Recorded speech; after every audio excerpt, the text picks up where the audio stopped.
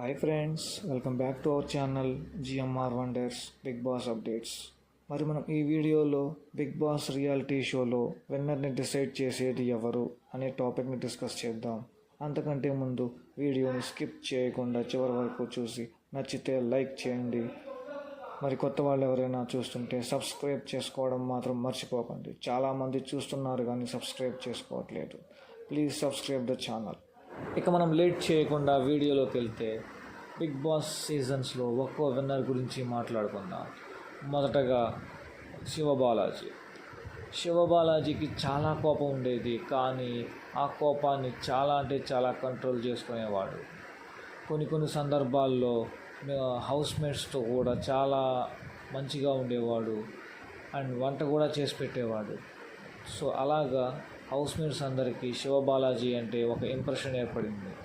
అలాగే హౌస్ బయట ఆడియన్స్కి కూడా శివబాలాజీ అంటే ఒక ఇంప్రెషన్ ఏర్పడి ఓట్ల రూపంలో చూపించారు.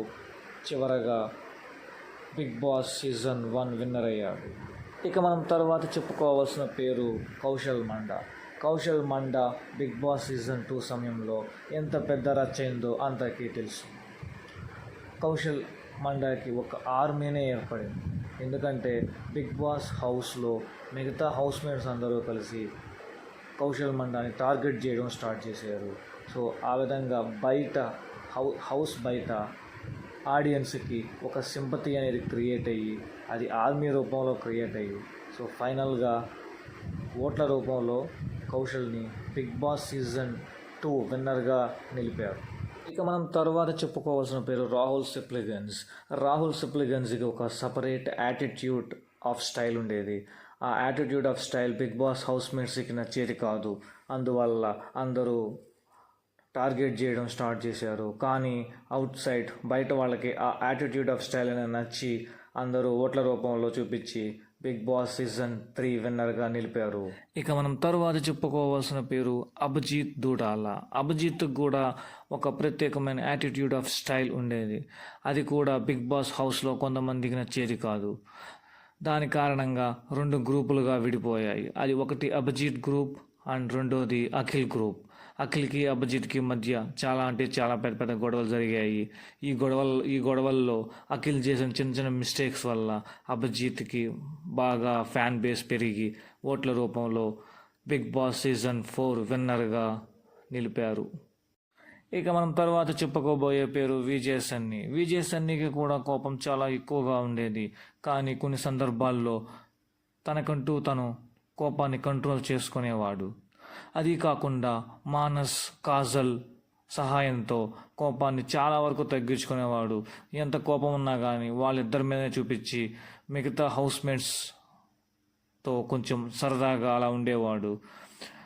అది కాకుండా కొంచెం జాలిగుణం కూడా ఎక్కువ హౌస్మేట్స్కి. సో ఇవన్నీ పాయింట్స్ మన బిగ్ బాస్ ఆడియన్స్కి బాగా నచ్చి ఓట్ల రూపంలో విజయ్ సన్నీని బిగ్ బాస్ సీజన్ 5 విజేతగా నిలిపారు. ఇక మనం తర్వాత చెప్పుకోబోయే పేరు రేవంత్ కూడా కోపం చాలా ఎక్కువగా ఉండేది. కానీ ఈ కోపాన్ని అడ్డుపెట్టుకొని రేవంత్ని మిగతా హౌస్మేట్స్ అందరూ టార్గెట్ చేసినట్టుగా నామినేట్ చేసేవాళ్ళు.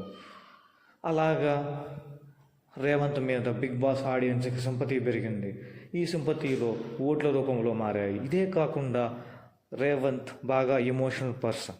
ఈ ఎమోషనల్ పర్సన్ మన బిగ్ బాస్ ఆడియన్స్ కూడా చాలామంది ఎమోషనల్ పర్సన్స్ అయి ఉంటారు కదా.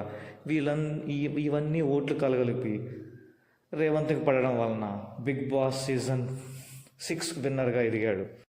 ఇక మనం చివరగా చెప్పుకోబోయే పేరు పల్లవి ప్రశాంత్ అనగానే గుర్తొచ్చేది రైతు బిడ్డకి కోపం తక్కువ అనుకుంటున్నారా?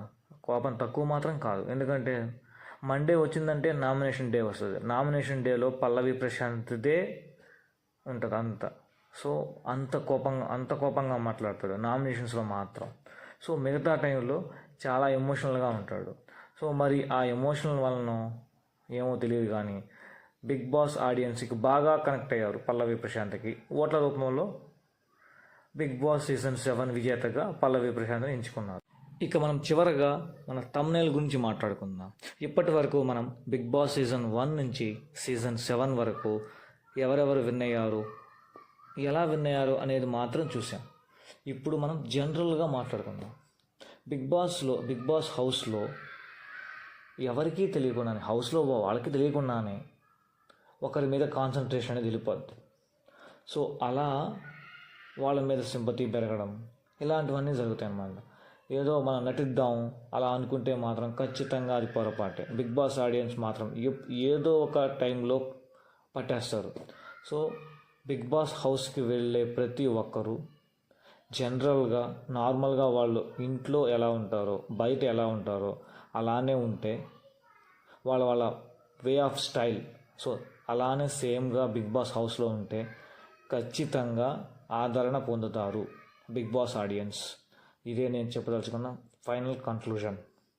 అలాగే మనం ఇంతకుముందు బిగ్ బాస్ సీజన్ 8 కంటెస్టెంట్స్ మీద మరియు Bigg Boss season 8 logo updates మీద డెడికేటెడ్ వీడియోస్ చేసాం. కింద కార్ట్లో వదులుతాను. ఎవరైనా కొత్త సబ్స్క్రైబర్స్ చూడాలనుకుంటే చూసేయచ్చు. ఇంతే ఫ్రెండ్స్, ఈ వీడియోలో అప్డేట్స్. మరి మంచి అప్డేట్స్తో నెక్స్ట్ వీడియోలో మీ ముందుకు వచ్చేస్తాను. Thank you, bye bye.